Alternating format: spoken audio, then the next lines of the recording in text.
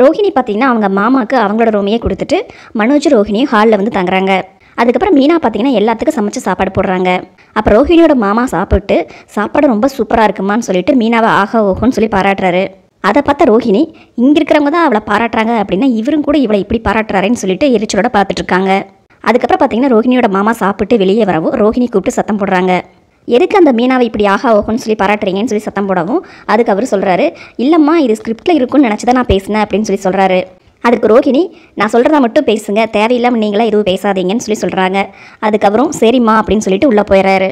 அதுக்கப்புறம் உள்ளே வந்தவர் ஒவ்வொரு ரூமாக போய் செக் பண்ணி பார்க்குறாரு.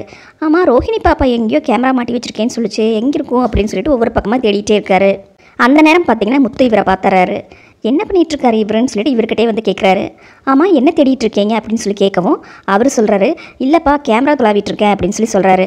கேமராவா? வீட்டுக்குள்ளே எதுக்கு கேமரா இருக்குது? வீட்டுக்குள்ளே கேமரா வைக்கிறதுக்கு இது என்ன பிக் பாஸ் வீடா அப்படின்னு சொல்லி கேட்குறாரு.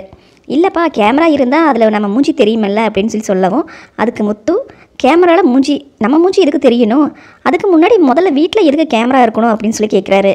அப்புறம் ரோஹிணியோட மாமா, ஐயோ இந்த தம்பி என்ன இப்படி துருவி கேட்குறான், ஒருவேளை நம்மளுக்கு முன்னாடி இவன் கேமராவை கண்டுபிடிச்சிட்டான்னா மணிரத்ன படத்தில் இவனுக்கு தான் சான்ஸ் கிடைக்கும், அப்புறம் இவன் நல்லா நடித்து பேர் வாங்கிடுவான், வேண்டாம் அந்த வாய்ப்பை நம்மளே இவனுக்கு கொடுத்துடக்கூடாது அப்படின்னு யோசிச்சுட்டே முத்துவை பார்த்து அதெல்லாம் ஒன்றும் இல்லை தம்பி அப்படின்னு சொல்லி சமாளிச்சுட்டு வெளியே போயிடுறாரு.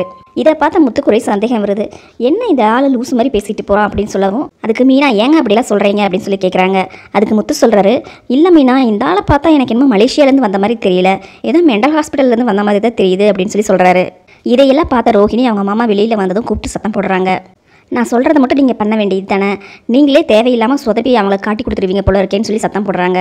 அதுக்கு அவர் சொல்கிறாரு, இல்லைம்மா நான் அந்த கேமரா தான் தொலாவிட்டு இருந்தேன் அப்படின்னு சொல்லி சொல்லவும் அதுக்கு ரோஹிணி, நீங்கள் வேண்டாத வேலை எதையும் செய்யாதீங்க, நான் சொல்கிறத மட்டும் செய்யுங்க அப்படின்னு சொல்லி ஸ்ட்ரிக்டாக சத்தம் போடுறாங்க. நீங்கள் இந்த மாதிரி சொதப்பினீங்கன்னா உங்களுக்கெல்லாம் சந்தேகம் வந்துடும், ஸோ நான் சொன்ன மாதிரி கேளுங்க, மலேசியாலேருந்து வந்த மாதிரி அவங்ககிட்ட நடந்துக்கோங்க அப்படின்னு சொல்லி ரோஹிணி சொல்கிறாங்க. அதுக்கு அவர், சரிம்மா இனிமேல் நீ சொல்கிறத மட்டும் கேட்குறேன் அப்படின்னு சொல்லிட்டு, சரிம்மா எனக்கு ஜோடி எங்கே அப்படின்னு சொல்லி கேட்குறாரு. அதுக்கு ரோஹிணி, என்ன ஜோடியா அப்படின்னு சொல்லி கேட்குறாங்க. ஆமாம்மா, ஒரு ஹீரோயின் இருந்தால் ஒரு ஹீரோயின் இருக்கணும்ல, எனக்கு ஜோடி யார் இந்த கதையில் அப்படின்னு சொல்லி கேட்குறாரு. அதை கேட்ட ரோஹிணி கடுப்பாயிட்டு, இந்த கதையில் உங்களுக்கு இனி கல்யாணமே ஆகலை அப்படின்னு சொல்லி சொல்கிறாங்க. அதை கேட்ட இவரும் சும்மா இல்லாமல், ஓ இனி கல்யாணம் ஆகலையா, அப்போ இனிமேல் கல்யாணம் ஆகுமான்னு சொல்லி கேட்குறாரு.